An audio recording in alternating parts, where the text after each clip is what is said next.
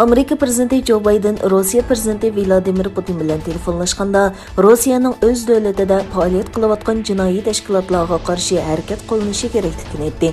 Biden yana Amerikaning to'g'ri hujumi va boshqa tahdidlar oldida o'z xalqi va ul aslahalarini qo'g'dash uchun kerakli har qanday tadbir qo'llanganligini qayta ta'kidladi.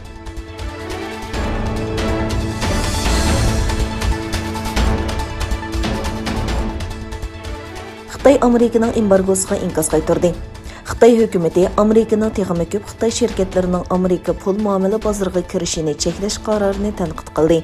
Xitoy Tashqi ishlar ministrligining bayonotchisi Wang Yinbin barliq tadbirlarni qo'llanib, Xitoy şirketlarining qonuniy huquqiy va manfaatini qo'g'daymiz va Amerikaning Xitoyning ichki ishlariga aralashish urinishini to'simiz dedi. Amerika prezidenti Joe Biden 3-iyul imzolagan buyruq bilan bir qism Xitoy şirketlarini jazo tizimligiga qo'shgan edi.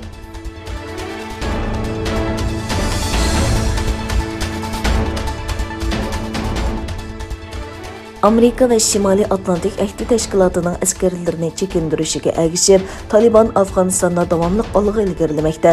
Bu təşkilat axırı dövlətinin qərbidəki İran bilan çiğralanğan rayonlarda və qərbi şimalidəki Türkmenistan bilan çiğralanğan rayonlarda Afganistan armiyasını məğlub qılıb, çiğra eğizlərini egəlligənligini elan qıldı.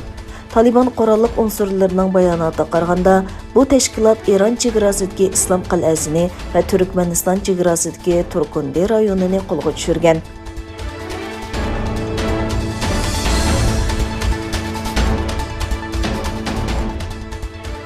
Germaniya bosh ministri Angela Merkel vazifa o'tash muddati to'shay deb qolganda, oxirgi chet el ziyoratini davomlashtirmoqda.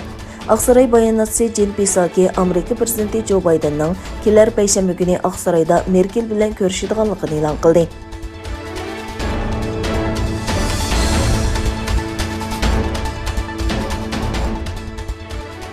Pakistan İslam Ölemalari Partiyasının rəhbəri və dini alim Mevlana Fazlur Rahman və Pakistan İslam Cəmiyyəti Partiyasının rəhbəri Sirajul Haq Xitay Kommunist Partiyası qurulğanlığının 100 illığı münasibəti bilan bayonot e'lon qilib, öz qo'shnisi Sharqi Turkistonda Xitoy tajovuzchilari tarafidan vahshiylarcha bostirilayotgan Sharqi Turkiston xalqi və dəbsanda qilinayotgan islom haqida bir eg'izmi so'z qilmasdan Xitoyni og'zi-og'ziga tegmay maqtab ketgan və uni mazlum millatlarning yonida turgan deb sifatlagan.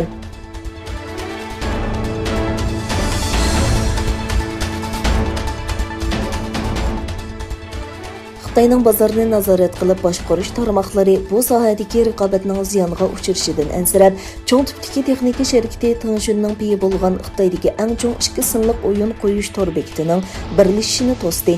Egilinishcha, Tangshun şirketi bultur Xoya bilan Douyuni birlashtirish planini tunji qatim e'lon qilganda, Xoyaning 36% piyi va Douyuning 3/1 qismiga ega ekan.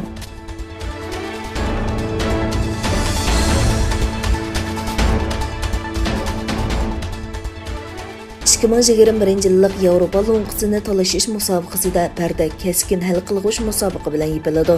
Tarixda tunji qatim hal qilg'ush musobaqaga qatnashgan England komandasi bugun Turkiya vaqti soat 22 da Londondagi Wembley tantarbiya sarayida ikkinchi qatim bu lo'nqini qo'lga keltirishni nishon qilgan Italiya bilan musobaqalashadi.